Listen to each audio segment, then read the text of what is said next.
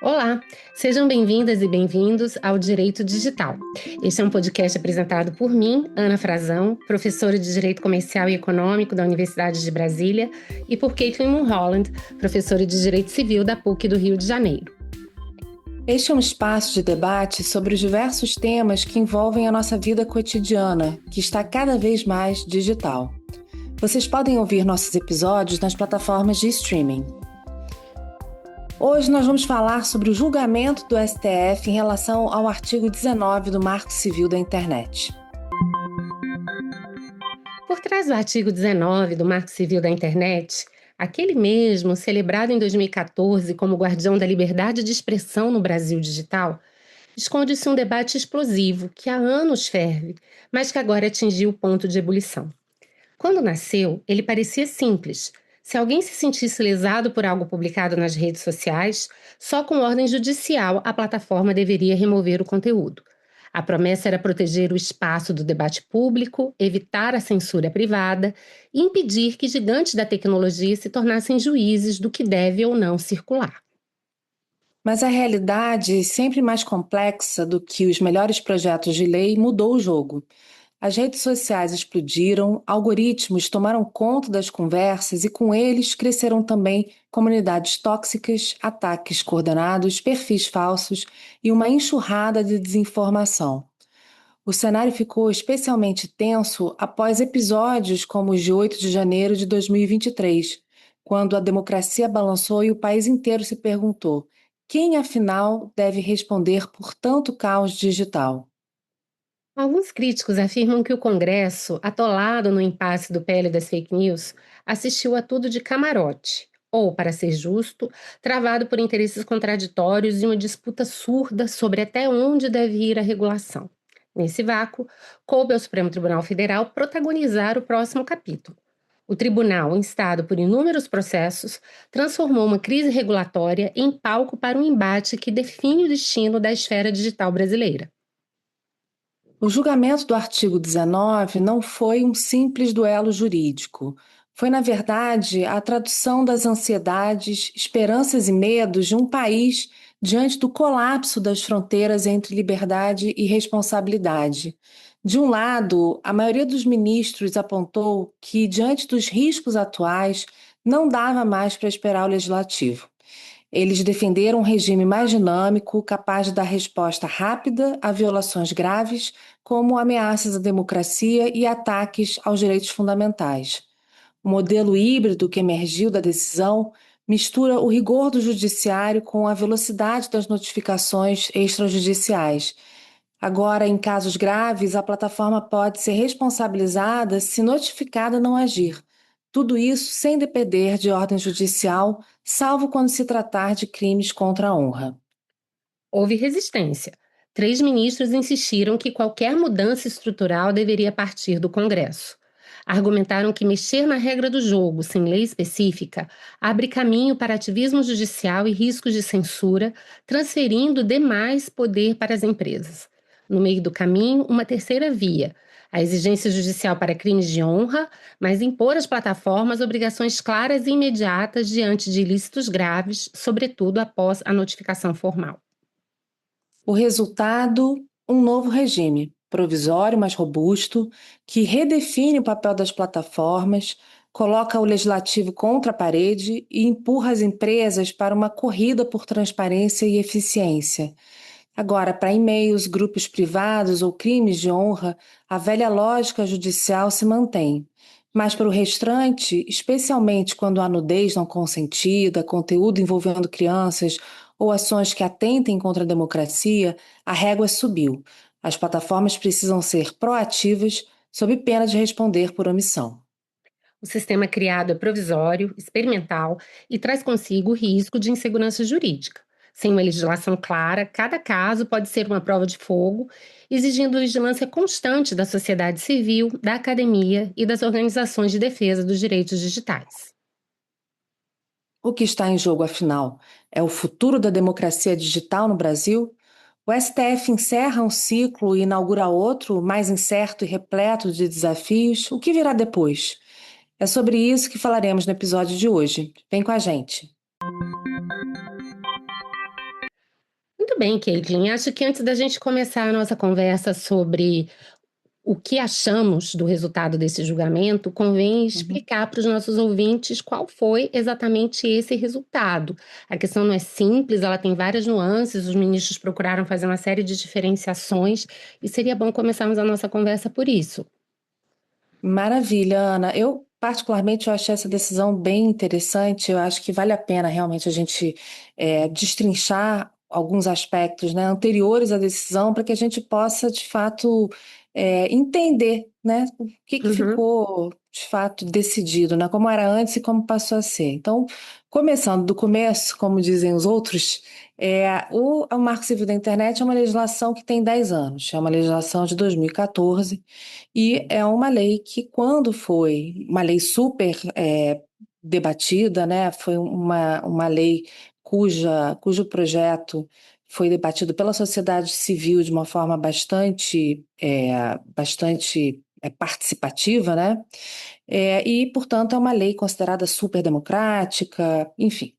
E o Marco Civil da Internet entra em vigor em 2014 num momento em que a tecnologia, né, ou a internet como um todo, ainda não vivenciava o que a gente vivencia hoje com as redes sociais, com os algoritmos de recomendação, com o discurso de ódio, enfim, era uma realidade muito diferente da realidade que a gente tem hoje no uso da internet. E dentro dessa perspectiva, né, dentro dessa realidade, ou desse contexto, os artigos, né, 18 a 22, se eu não me engano, do Marco Civil da Internet, trouxeram regras específicas sobre a responsabilidade civil do provedor em caso de conteúdos inseridos, né, ou conteúdos postados por terceiros nos seus serviços, né?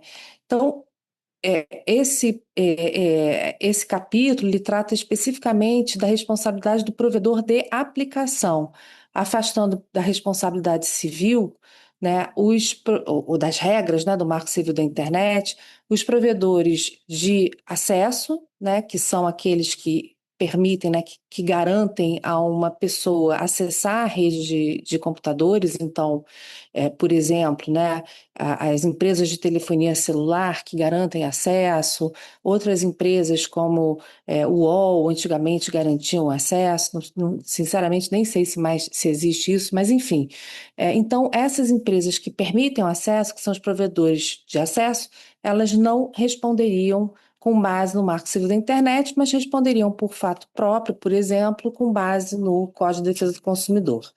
Então, o Marco Civil da Internet ele tem uma regra específica, que é a regra do artigo 19, que foi justamente o artigo que foi levado a debate no STF acerca da sua constitucionalidade, que estabelece um requisito que não existia, isso que é importante, antes da entrada em vigor do Marco Civil da Internet, que é a necessidade do descumprimento de uma notificação judicial para que haja a responsabilidade do provedor de aplicação por danos ocasionados em decorrência de conteúdos postados por terceiros. Então, veja, é um monte de coisa junto num artigo só, a gente tem vários elementos aí. O primeiro deles é o próprio conceito de provedor de aplicação, que o Marco Civil da Internet não traz esse conceito de provedor de aplicação, mas traz o conceito do que seria uma aplicação. Então, resumidamente, a aplicação seria todo aquele serviço, né, que é fornecido dentro da internet que garante uma funcionalidade, a atividade é uma funcionalidade. Então, por exemplo, portais de notícias, motores de busca, redes sociais, provedoria de e-mails, tudo isso seria um provedor de aplicação, o que hoje a gente comumente chama de aplicativo. Então, seriam os provedores de aplicação. Então, esse é o primeiro conceito. O segundo conceito é que, o segundo elemento importante é que a gente está diante de uma responsabilidade não por ato próprio do provedor, ou pelo menos assim se entendia em 2014. não era por ato próprio do provedor. Era uma responsabilidade do provedor por conta de uma atividade de um terceiro. Ou seja, o provedor ele responderia por conta de um dano ocasionado por um terceiro. Seria o típico exemplo de uma responsabilidade por fato de terceiro. Há controvérsias, mas seria, né, disse que seria isso. Só que esse provedor ele só responderia se notificado por um juiz, não e o juiz que reconhecesse que um determinado conteúdo é ilícito, esse provedor não retirasse esse conteúdo do ar. Então, esse é o pano de fundo. Agora, eu queria, Ana, que você explicasse um pouco, né, dentro desse pano de fundo, qual foi a decisão do STF. O debate foi: o artigo 19 é ou não constitucional? No sentido de identificar se a notificação para a retirada do conteúdo a notificação judicial é ou não legítima, é ou não exigível. Explica para a gente um pouquinho como é que o STF se posicionou? Eu explico, Caitlin, mas antes eu não resisto a fazer alguns comentários sobre os pontos tão interessantes que você nos traz aqui. Eu acho que é muito importante a gente contextualizar, como você já fez, o artigo 19 do Marco Civil, que é que ele representou naquele contexto e com as informações que eram disponíveis naquele momento. Havia uma série de questões que hoje são claras para nós, que nem mesmo eram cogitadas naquele momento. A gente Uhum, ainda conseguia ter um olhar para esse fluxo informacional na internet a partir de uma perspectiva de igualdade, de democracia, de acesso amplo a conteúdos. O problema de uma indústria da desinformação, ou seja, agentes que dolosamente entram no debate público com a finalidade de desinformar e fazem isso de maneira orquestrada e maciça, não se colocava como um problema naquele momento, ainda uhum, mais quando esses agentes se dispõem a colocar em risco valores e bens de extrema relevância para nós, como a proteção de crianças e adolescentes, como a proteção de mulheres, como a proteção da própria democracia. Então, o que a gente percebe é que a internet, longe de possibilitar aquele espaço democrático de comunicação, ela estava possibilitando uma série de disfuncionalidades, inclusive uma uhum, espécie de inversão de hierarquias, ou seja, agentes mal intencionados conseguiam, se aproveitando muitas vezes dos modelos de monetização das plataformas, transformar conteúdos periféricos em conteúdos que acabavam ocupando o centro do debate público. Naquela uhum. época também, a gente tinha uma preocupação muito grande com liberdade de expressão. O Ah, sim. problema, né, da chamada comunicação inautêntica, os robôs, uma comunicação que é fake, por assim dizer, e que cada vez mais domina a internet, também não se colocava. E isso Uhum. é bastante representativo para o direito, porque se estamos falando de liberdade de expressão, robôs não têm liberdade de expressão, então conteúdo inautêntico a gente já sabe que merece Não uma, pode ser protegido. exatamente, uma análise totalmente diferente. Outro ponto fundamental que você já mencionou. Naquele momento, se imaginava que as plataformas eram neutras em relação aos conteúdos de terceiros. Então, não faria sentido responsabilizá-las pelo fato de terceiro. Com o passar do tempo, a gente viu que o grande negócio delas é o negócio de gerenciamento de informação. Ou seja, Uhum, elas filtram, ranqueiam, selecionam, decidem o que cada um de nós vai receber, e em muitos casos elas são pagas diretamente para isso, os conteúdos que são de publicidade, impulsionamentos e etc. Então, sob vários aspectos, quando a gente está falando desses conteúdos, a gente está falando de responsabilidade não por fato de terceiros, sim por fato próprio, por um exatamente. gerenciamento informacional que elas exercem como atividade econômica e que, portanto, precisa ensejar as devidas responsabilidades. E, por Uhum, fim, né, eu acho que também é importante a gente lembrar que esse fluxo informacional, quando a gente pensa no direcionamento, e aí entra em jogo os modelos de monetização dessas plataformas, muitas vezes o que determina o que cada um de nós vai receber não é a qualidade da informação, não é o intuito de gerar um debate amplo e acessível a todas as pessoas, mas pelo contrário. contrário, em muitos casos, a finalidade é exatamente a desinformação, é a manipulação, é a criação realmente de bolhas, é o despertar de sentimentos como ódio, cisões e tantas outras coisas. Então, isso Uhum. mostra realmente que, ao longo desses anos, o que a gente foi descobrindo, por assim dizer, é que aquele espaço comunicacional, ele era e estava se tornando extremamente disfuncional e que o artigo 19, na prática, se tornava completamente, eu não vou dizer inócuo, mas insuficiente para lidar com essa responsabilidade. Sem dúvida. A gente mesmo já teve a oportunidade de discutir aqui em outros episódios, né, que em muitos casos eu dizia, olha, para mim o problema não é nem propriamente a inconstitucionalidade desse dispositivo, mas talvez entendermos corretamente o seu âmbito de aplicação, que é a responsabilidade da plataforma em relação ao conteúdo de terceiro, o que Sim. definitivamente não acontece quando ela gerencia o conteúdo, quando ela recebe para divulgar aquele conteúdo. Até porque o artigo 19 precisa conviver com outras regras legais, como Estatuto da Criança e Adolescente, Código de Defesa do Consumidor e tantas outras legislações que impõem ao agente econômico as devidas responsabilidades por aquilo que ele faz, por aquilo em relação ao qual ele é protagonista.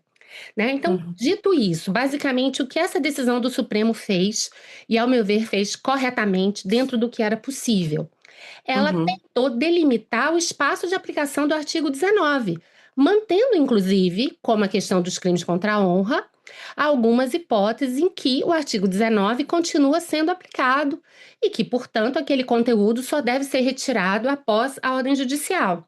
Porém, Uhum. mostrando que em várias outras hipóteses, basta a notificação. Em algumas outras hipóteses, dependendo da divulgação maciça de conteúdos, a gente vai voltar a isso, dependendo da relevância e do risco desses conteúdos, né, principalmente quando eles são divulgados maciçamente, a gente poderia exigir das plataformas até mesmo um dever de cuidado, que, sob vários aspectos, independeria até mesmo da notificação extrajudicial.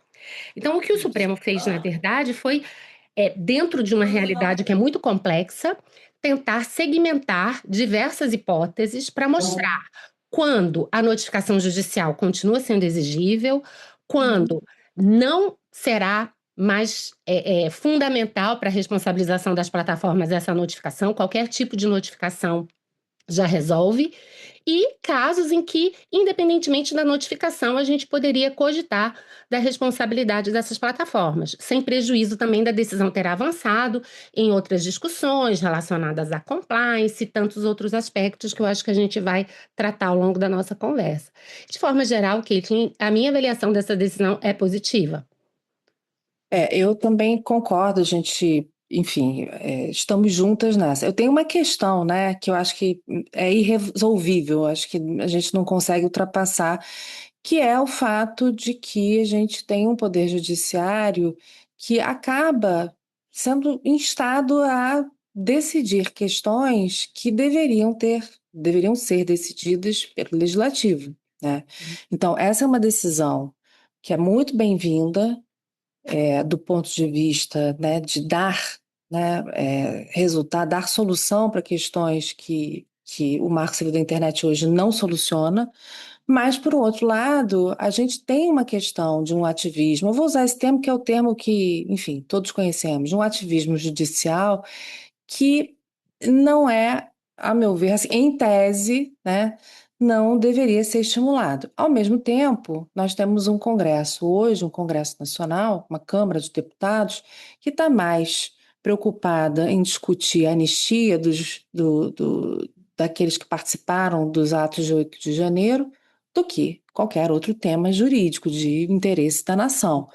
Então, a gente tem uma situação que é dramática, que é Verdade. o próprio Supremo sendo instado, né, sendo chamado a decidir uma coisa que é tão importante que mereceria uma lei. Nós temos hoje na Câmara dos Deputados um projeto de lei, que é o 2630, que está parado desde 2023, que é um projeto que ficou conhecido por um nome horroroso, que é o projeto de lei das fake news. A gente já teve também, né, Ana, a oportunidade de conversar sobre ele em outros episódios. E é um projeto de lei que trata de transparência e responsabilidade. Transparência, liberdade e responsabilidade. no uso da internet. Não é um projeto de lei que revoga o Marco Civil da Internet, mas é um projeto de lei que atualiza, né, que traz considerações sobre justamente esse debate que você, Ana, estava trazendo, né, questões relacionadas a discursos artificiais, a liberdade, a discurso de ódio, utilização, né, de algoritmos para fim de incitar determinadas condutas, que eram coisas que não eram debatidas em 2014, que hoje são relevantes. Então, dito isso, né, antes de falar das teses jurídicas que foram levantadas no julgamento, eu acredito que a decisão é uma decisão boa, porque necessária, porque o nosso legislativo não se movimenta. Mas eu acho que ficou evidenciado, ficou claríssimo para todo mundo que participou, que leu, né, os comentários sobre a decisão, ficou claríssimo que o próprio STF provoca o legislativo, né, e diz: olha, vocês agora têm que fazer o trabalho de vocês, vocês têm que legislar. Ficou evidente que a ideia por trás, a tese por trás, né, de uma forma muito ampla, era uma tese que reconhece uma omissão, né? Sim. Ou seja, existe uma omissão do legislativo, então nós, STF, somos chamados a decidir sobre esse tema, que é um tema relevantíssimo e que estava totalmente solto, né? Sem, Uhum. na verdade, não solto, né? Mas estava com requisitos, né? Que eventualmente permitiam, né? A perpetuação de um dano a uma pessoa que poderia muito bem ter sido impedido ou diminuído se a solução fosse outra, né? Sem dúvida. Então, É. então eu acho que a gente tem uma decisão. Vamos ver como é que a gente vai ter, né, a aplicação Uhum. prática disso a partir de agora, né? É importante, né, a gente lembrar que os dois recursos extraordinários, né, essa decisão, né, ela se refere a dois recursos extraordinários. Esses dois recursos extraordinários, só para vocês terem ideia, né, foi um diz respeito a um perfil, uma comunidade no Orkut. Quer dizer, era na época do Orkut ainda, né? Que existia uma comunidade nesse Orkut que falava mal. Esse falar mal de uma professora é meio complicado, né? Mas ou não é liberdade de expressão? Mas enfim, mas falava mal de uma professora e essa professora ela ingressou com um pedido para exclusão da comunidade, alegando que havia ali um prejuízo à sua imagem, à sua honra.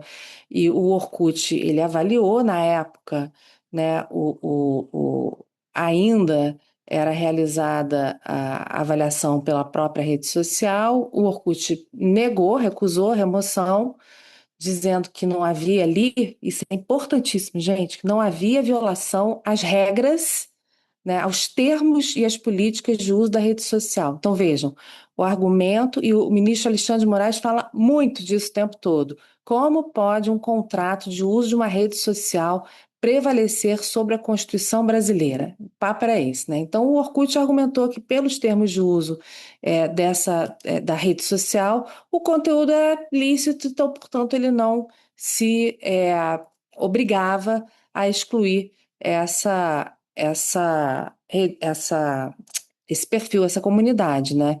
E aí, enfim, iniciou-se a ação até chegar ao STF, chegou ao STF justamente o recurso extraordinário movido pela própria plataforma. Esse caso, ele gerou o tema de repercussão geral, que é o 533. O segundo caso, que um caso que foi iniciado, na realidade, no juizado especial, né? Isso é interessante.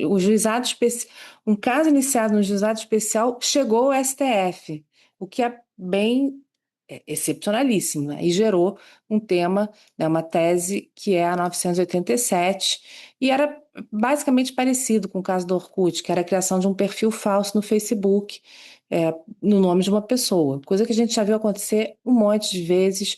O Facebook foi notificado por meio da plataforma mesmo, né? Isso é importante deixar claro, né? Cada plataforma tem uma ferramenta de denúncia, mas ele resolveu não mover, não retirar esse perfil sob o argumento de que o artigo 19 do Marco Civil da Internet exige uma ordem judicial que não havia sido concedida. Então, basicamente, o debate é esse, né? E chegou-se ao STF esse debate desta forma. E, a partir daí, é que se debateu esses dois temas, que geraram, né, esses dois temas, 987 e 533, o primeiro caso, né, que é o recurso é, que foi relator o ministro Dias Toffoli, o segundo caso, relator o ministro Luiz Fux. E, basicamente, eram duas perguntas, né, que eram feitas aos ministros. Primeiro, o artigo 19 é constitucional, ou seja, exige-se uma ordem judicial prévia como requisito para a responsabilização dessas plataformas por danos causados por terceiros, por conteúdos gerados por terceiros? Essa era a grande pergunta.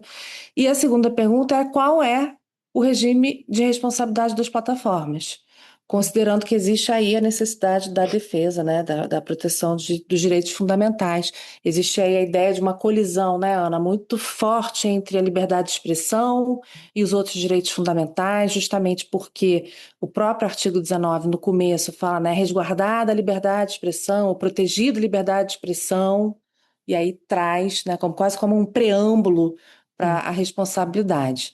Então, assim, resumidamente, é isso que deu ensejo, né, ao debate. Agora, as teses, vou jogar para você, Ana, para você trazer um pouco do que foi decidido. Até onde a gente viu, são umas 4 ou 5 teses diferentes, né? Você quer começar falando delas? Quero, mas antes eu não resisto a fazer uma breve menção a um ponto que você mencionou e que é muito interessante, essa omissão do legislativo que é reconhecida pelo próprio Supremo. Ou seja, Uhum, é como se o Supremo dissesse: olha, no atual estado de coisas, se o legislador nada faz, eu tenho que me pronunciar sem prejuízo de que, ao ocupar e exercer o seu papel constitucional, todo esse regime aqui provisório que eu estou definindo deixe de fazer sentido diante então de um novo regime de responsabilização previsto por uma nova legislação. Mas há um ponto aqui, que eu acho interessante e que casa muito com o que eu disse anteriormente. Sim, sob vários aspectos, a gente pode dizer que o Supremo teve que vamos dizer assim, interpretar de uma maneira construtiva esse artigo 19, o que ele não precisaria fazer se o legislador tivesse cumprido o seu papel. Mas uma coisa é certa, independentemente dessas questões, em vários pontos, ao meu ver, a discussão e as teses fixadas pelo Supremo, elas nem dependeriam propriamente da declaração ou não de inconstitucionalidade do artigo 19. É tão somente uma delimitação do âmbito de incidência. Se a gente uhum, entende, que o artigo 19 não é uma ilha e que ele precisa ser interpretado em conformidade com as outras legislações que prevê inúmeros deveres de cuidado para todos os prestadores de serviço no Brasil. E, obviamente, as plataformas não podem ficar de fora. E dois, se a gente entende que o objeto do artigo 19 são conteúdos em relação aos quais as plataformas são neutras, e que, portanto, esse artigo não pode ser aplicado, pelo menos a ferro e a fogo, quando a plataforma tem um protagonismo na divulgação daquele conteúdo, quando ela possa ser vista como a gerenciadora daquele conteúdo, então eu acho que a gente já resolveria vários dos problemas, não todos, mas vários dos problemas. E, nesse uhum. sentido, o Supremo estaria simplesmente interpretando o artigo 19 de acordo com a unidade do ordenamento jurídico. Ele não estaria É isso, propriamente inovando e nem mesmo usurpando qualquer função legislativa. Né? é De isso. fato, eu me sinto muito à vontade para falar isso, porque, de fato, esse sempre foi o meu pensamento, que está exteriorizado também em muitos artigos e que eu acredito que seja também o seu, né? Dito Uhum. isso, vamos então agora tentar destrinchar um pouquinho mais, Das inúmeras né, teses, né? essas É. inúmeras teses, né? Só valendo a pena adiantar desde já que um ponto interessante que a gente já coloca assim como partida da nossa discussão. O Supremo em nenhum momento acolheu o que a empresa estava chamando, né, a tese bomba do ministro Toffoli, a responsabilidade É. objetiva, né? Então, o Supremo em nenhum momento acolhe essa dimensão. Qualquer Sim. que seja a discussão aqui, nós estamos falando sempre de uma responsabilidade subjetiva baseada na violação dos deveres de cuidado que se esperam realmente dessas plataformas. E Deixa eu só vamos, fazer um claro. comentário sobre isso. É porque essa era, sempre foi o posicionamento desde antes da entrada em vigor do Marco Civil da Internet. A gente tem uma decisão que é paradigmática de 2012, que a ministra Nancy Andrighi foi relatora.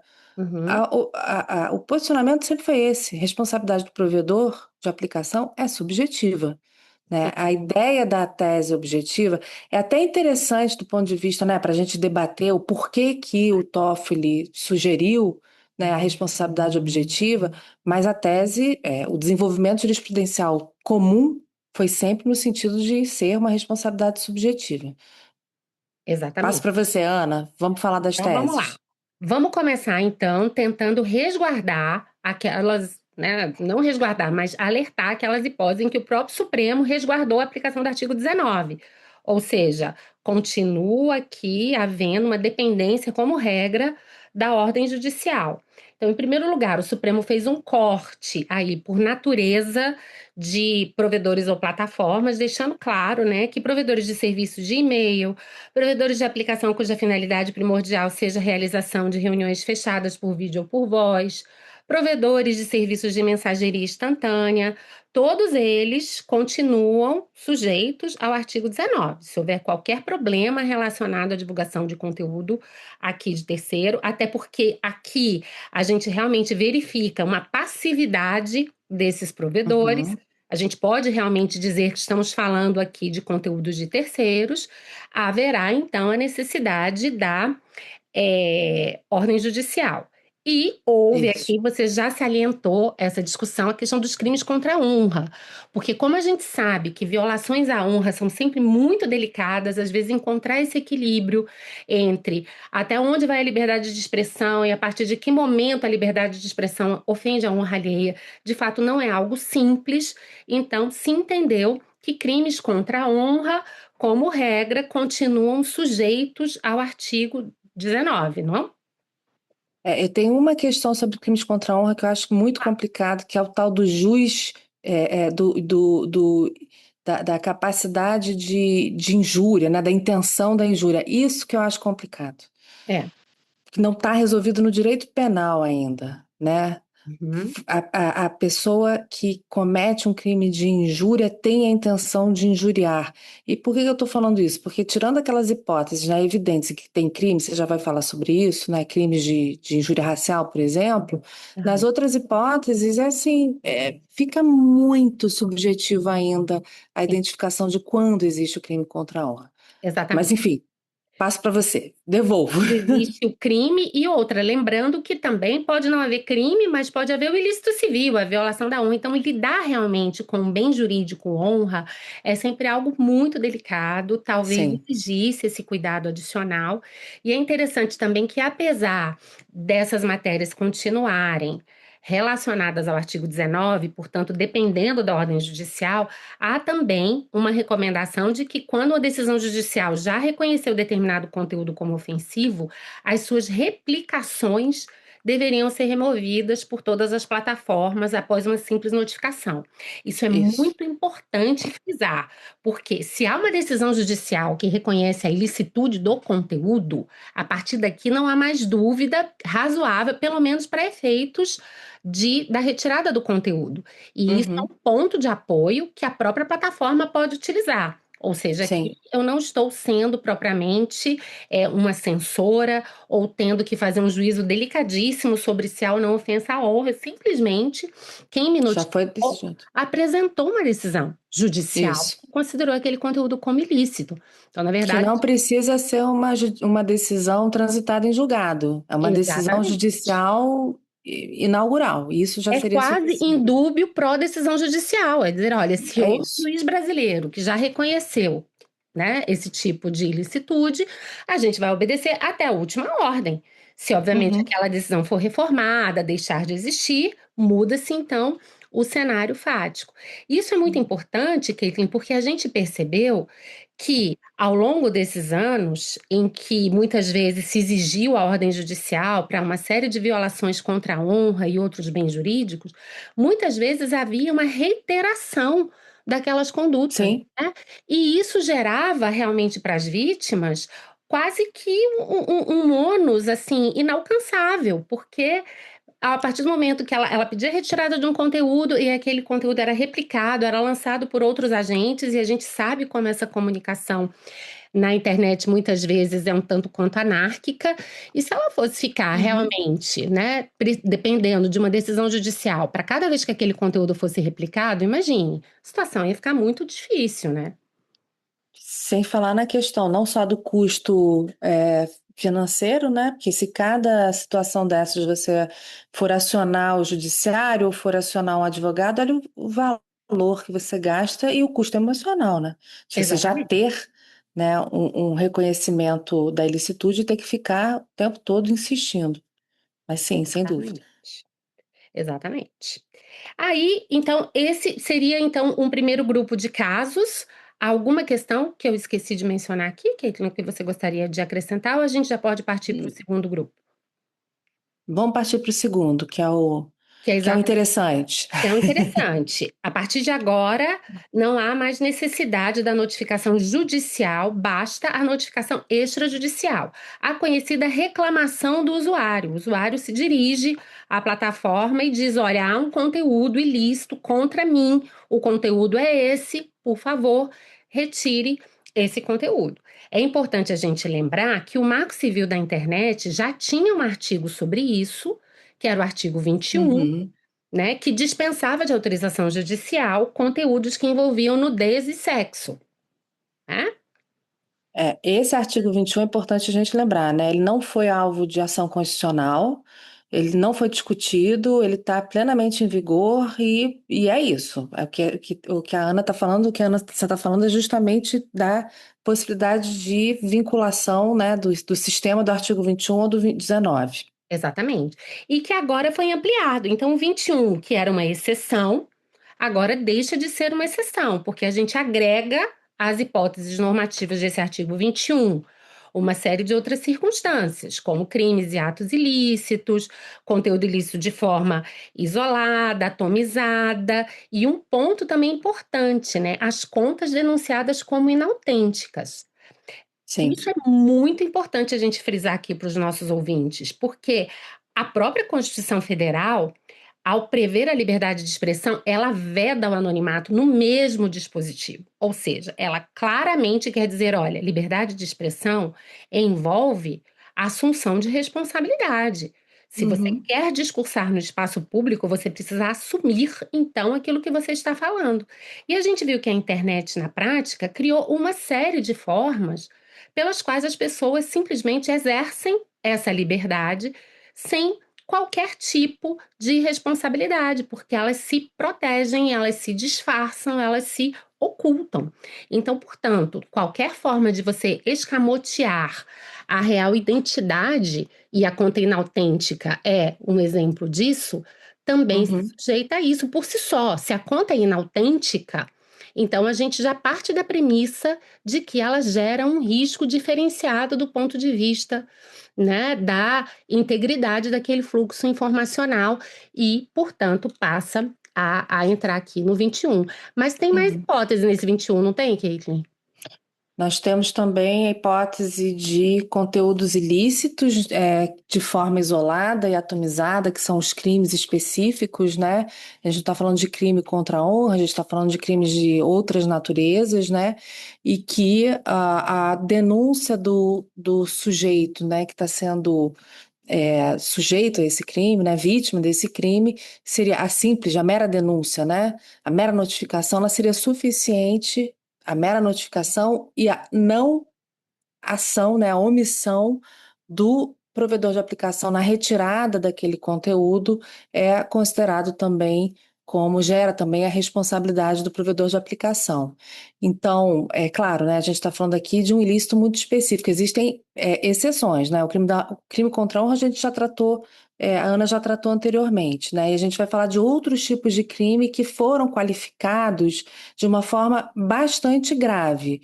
Hum. É, então, a gente está nessa terceira hipótese, se eu puder falar assim, a gente É. está entre o crime contra a honra e os crimes gravíssimos, como, por exemplo, já vamos falar, terrorismo, crimes contra condutas antidemocráticas, induzimento ao suicídio e tantos outros.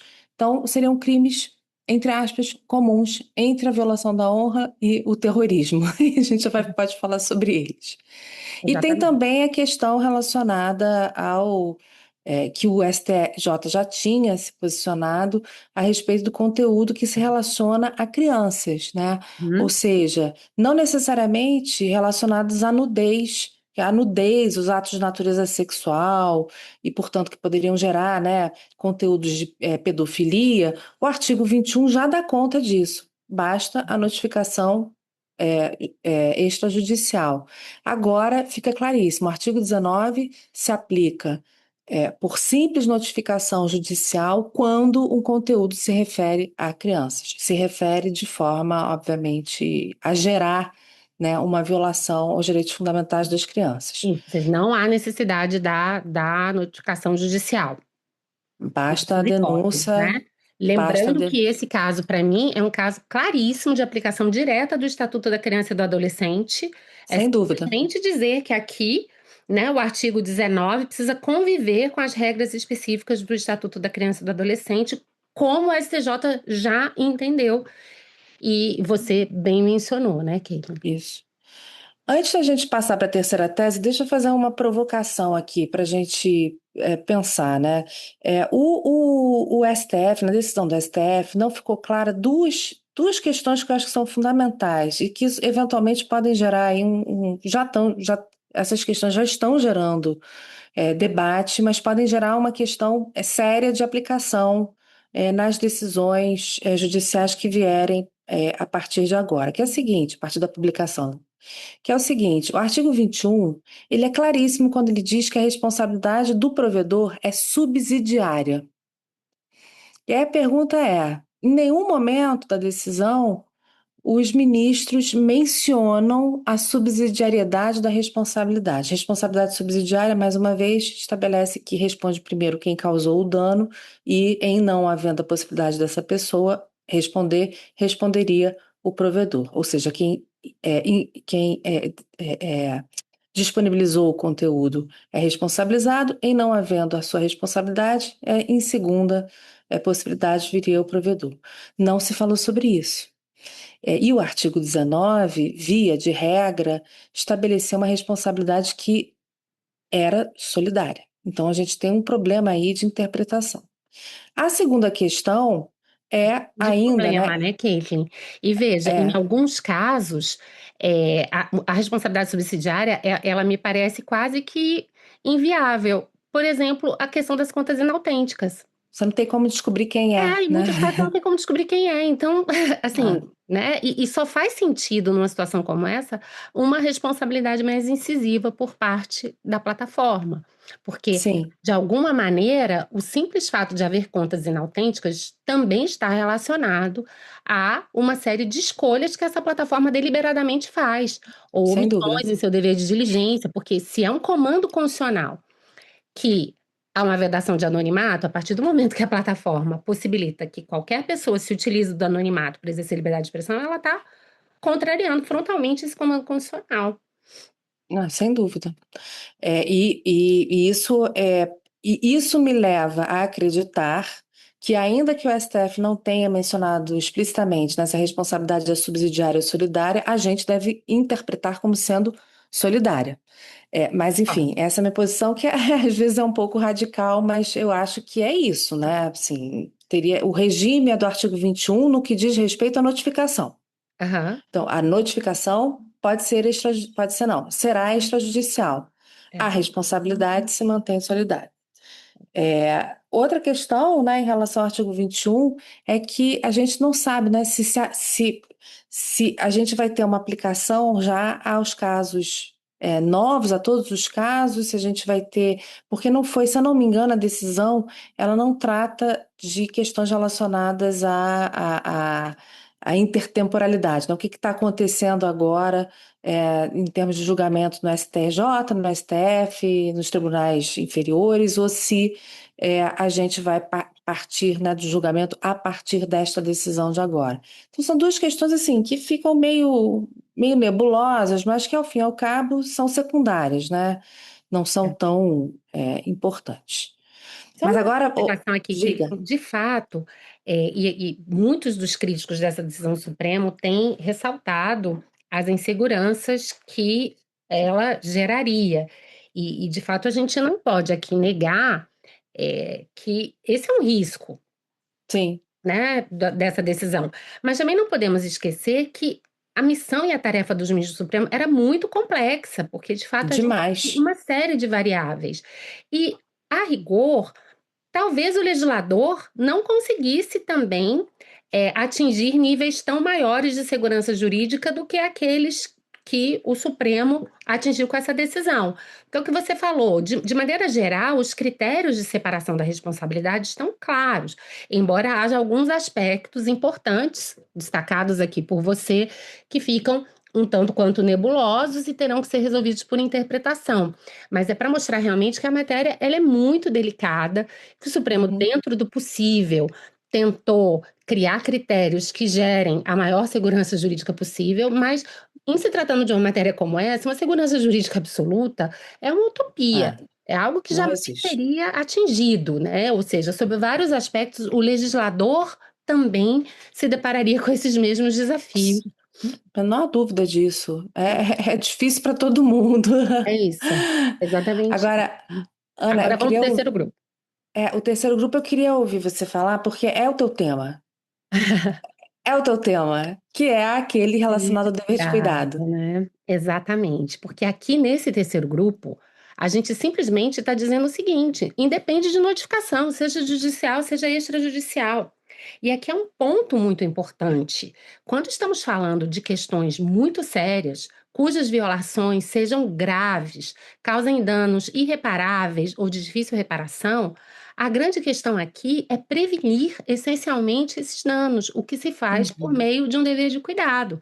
A responsabilidade civil é muito importante, mas tudo aquilo que a gente está falando já parte da premissa de que aconteceu um dano, Sim, né? E obviamente que, considerando aqui a extensão dos danos que podem, de fato, acontecer, a ideia, portanto, é de dizer: olha, plataformas, vocês não podem apenas ficar numa postura reativa, esperando notificação, seja judicial, seja extrajudicial, para resolverem vários dos problemas, muitos dos quais previsíveis e totalmente inseridos dentro do risco da sua atividade.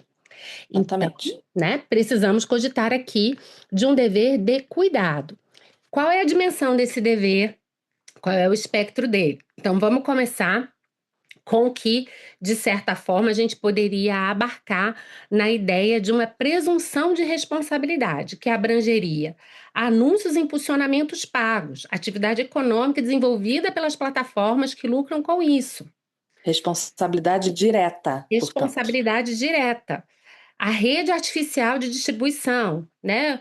Os chatbots, os robôs, ou seja, o que nós chamamos de comunicação inautêntica, que Uhum. é identificável pela plataforma e só existe porque, em alguma medida, a plataforma permite ou tolera esse tipo de comunicação, né? É claro que não estamos falando aqui de responsabilidade objetiva, então Uhum. isso é muito importante. Existe essa presunção de responsabilidade, mas ela pode ser afastada, portanto, as plataformas podem, né, ser excluídas de responsabilidade se elas comprovarem que atuaram de maneira diligente e em tempo razoável. O ponto aqui é o seguinte: a gente não vai conseguir transformar esse fluxo informacional e torná-lo compatível com a Constituição da República e as leis, se a gente não pensar na arquitetura das plataformas. Então, toda a ideia do dever de cuidado é exatamente a ideia de modificar a própria estrutura desse gerenciamento informacional. A gente sabe que hoje Uhum. os modelos de monetização, eles valorizam exatamente a desinformação, as fake news, os conteúdos que geram ódio, porque são os conteúdos que geram maior engajamento. E o que a gente Sim. quer dizer é: olha, plataforma, a partir de agora você tem um outro tipo de preocupação que não pode ser apenas o lucro ou a monetização absoluta. Você precisa realmente exercer dever de cuidado em relação a uma série de questões. Eu tenho um comentário sobre esse trecho da decisão que eu fiquei meio, que eu acho que tem uma atecnia aí, que é o seguinte: os ministros, eles falam de presunção de responsabilidade. Eu estou falando ministros, né, Ana, porque assim, a decisão é do Supremo, né? Eu não acho que a gente pode Tese mencionar depois. majoritária, né? A gente sabe que É, a três, mesmo entre os isso, oito, havia divergências, ou isso. né, reuniões de bastidores, um tal de um almoço que acabou se transformando em lanche da tarde, quer dizer, almoço e lanche da tarde, para que ao final pudesse sair essa tese majoritária. Então, é o que a gente está falando aqui. A gente não vai entrar nas minúcias de quem votou como, mas o Exato. consenso foi esse. Então, o termo presunção de responsabilidade, para mim, é um termo equivocado. Porque quando você fala de presunção de responsabilidade, a gente não sabe dizer se a gente está, né, quem estuda responsabilidade civil não sabe dizer se a presunção é do dano, se a presunção é da culpa ou se a presunção é da causalidade. Por que que eu estou falando isso? Porque a depender de qual elemento da responsabilidade você está presumindo, você se defende, né? A pessoa que ré da ação de responsabilidade, né? O possível ofensor, o pretenso ofensor, ele vai se defender de uma forma ou de outra. Então, não tem dano. Então, a presunção é de dano, eu vou comprovar que não tem dano.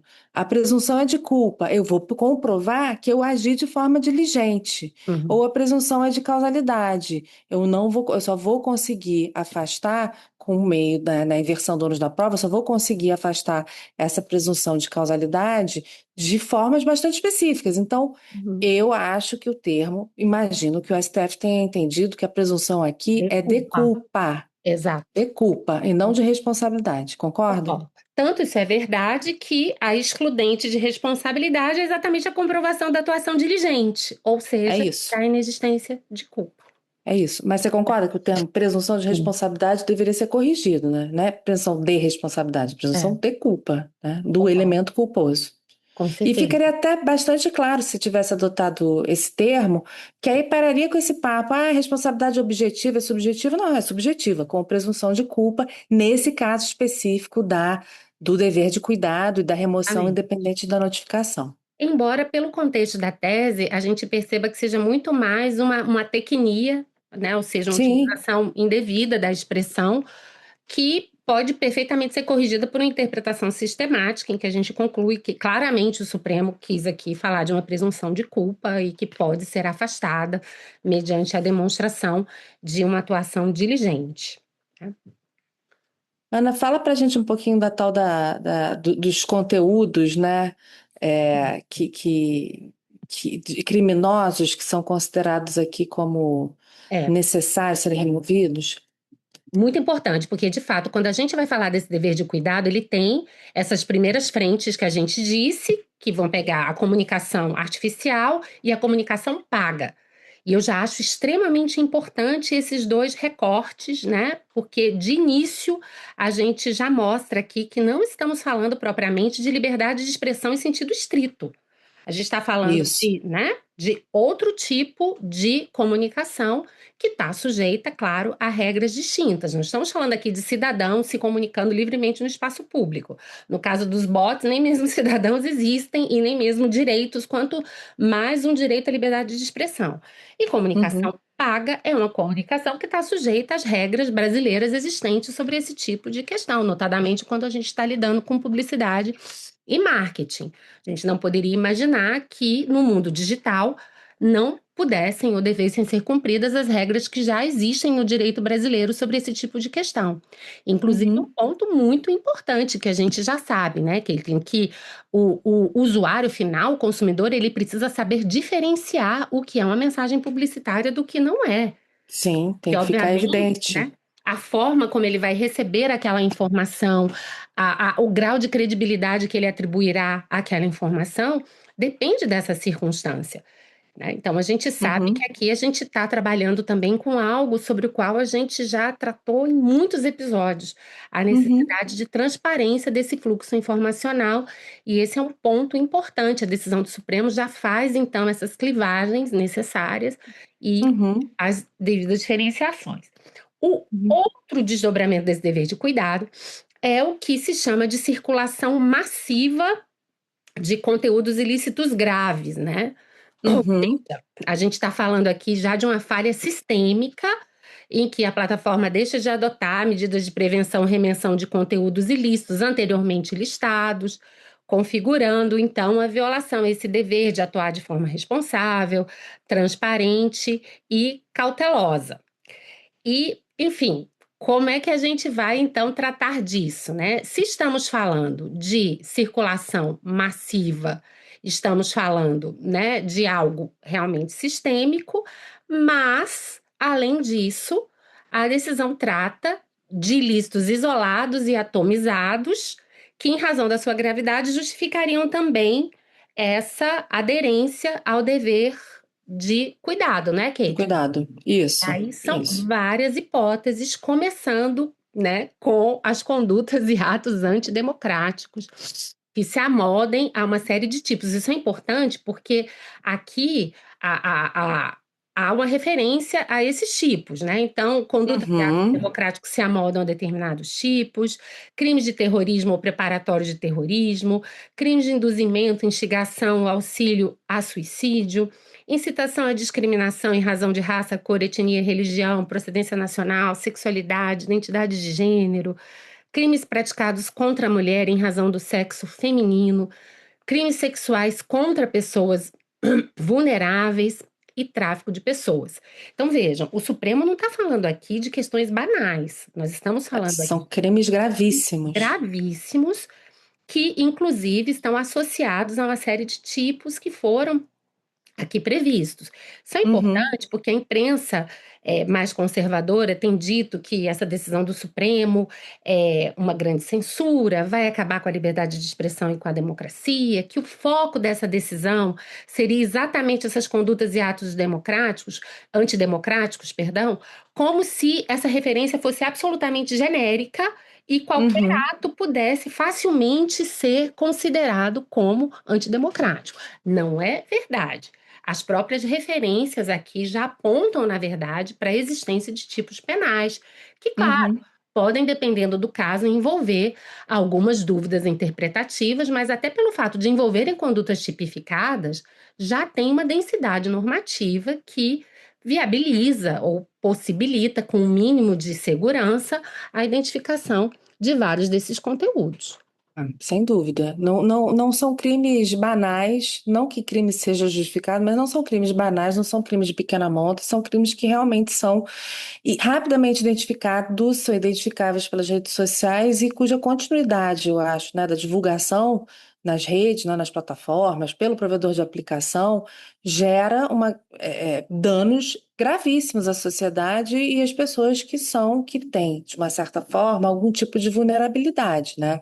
Então, quando você fala de suicídio, discriminação, praticado contra a mulher, crime de natureza sexual, e tráfico de pessoas, a gente está pensando o seguinte: a gente está tratando aqui da proteção de vulneráveis, Exato. né? Enfim, e conduta antidemocrática e ato preparatório para terrorismo, obviamente, o vulnerável somos todos nós, né? É a democracia como um todo, né? Exatamente. Mas são crimes que, de fato, a gente tem identificado aí a pessoa, né? O sujeito, a vítima do crime, pessoas que são vulneráveis. Então, Uhum. nada mais evidente, né? Nada mais coerente, melhor dizendo, do que considerar a obrigação das plataformas, independentemente de notificação de qualquer natureza, de atuarem no sentido de disponibilizar esse conteúdo o mais rápido possível. Exatamente. E vejam que o Supremo ele foi, de certa forma, cauteloso aqui, né? Não Uhum. apenas por oferecer uma lista de conteúdos que ensejariam isso, mas por elaborar essa lista com cuidado. Ou seja, Sim. estamos falando aqui de condutas muito graves, condutas que estão realmente associadas a tipos penais. E aí, bom, se a ninguém é permitido o desconhecimento do direito, se essas plataformas elas são gerenciadoras de conteúdo, elas começam então a ter que entender minimamente da legislação brasileira para saber o que é que pode trafegar ou não, o que é que está sujeito ou não a esse dever de cuidado. Então, não estou Uhum. dizendo aqui que essa seja uma tarefa fácil, que ela vai Não, não é. impor inúmeros ônus a essas plataformas que antes elas não tinham, isso é inequívoco. Mas é Sim. importante a gente lembrar, né, que moderação de conteúdos elas sempre fizeram. Sempre. Só que elas faziam de acordo com seu bel prazer e seus E, interesses econômicos, sem nenhum tipo de sim. transparência, accountability. E agora não. Agora elas terão que fazer essa moderação de acordo com os critérios do ordenamento jurídico brasileiro. Uhum. Critérios esses que, dentro do possível, são critérios sujeitos a uma certa objetividade, ou pelo menos uma consistência. Então, essa tarefa Uhum. não me parece, essa é uma tarefa difícil, mas ao mesmo tempo não me parece impossível. Uhum. Quando a gente Uhum. lê o Sem todo dúvida. da decisão do Supremo, a gente percebe claramente uma preocupação também do tribunal em equilibrar, encontrar esse equilíbrio, né, entre a liberdade de expressão, as devidas responsabilidades e o que se espera realmente das plataformas. A ideia, Uhum. portanto, é que elas façam o, o- exerçam esse dever de cuidado, que é o esperado, não é o impossível, não é uma obrigação de resultado.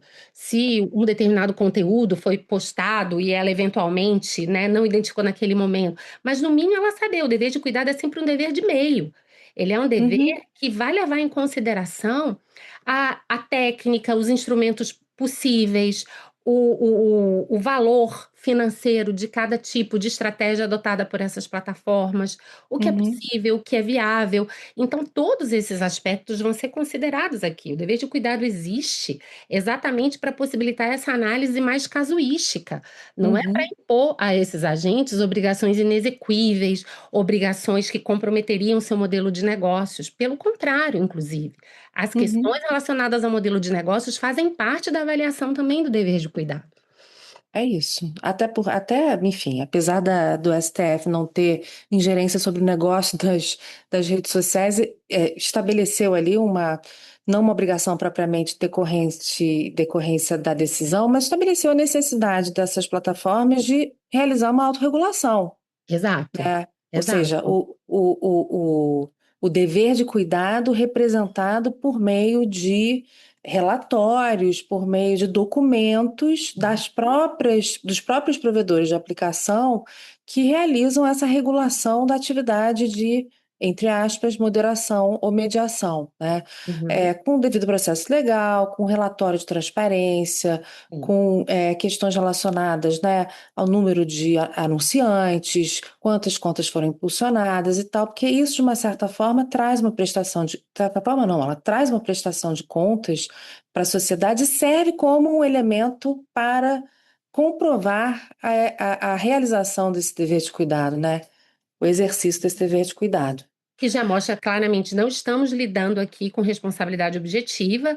Então, o que a gente vai avaliar é: esses agentes econômicos atuaram corretamente, atuaram de acordo com o padrão de cuidado que seria esperado, eles só serão responsabilizados se a resposta for realmente negativa. Se eles atuaram com o dever de cuidado e ainda assim houve eventualmente a circulação de um conteúdo ilícito por um determinado tempo, etc., isso não será suficiente, então, para responsabilizá-los.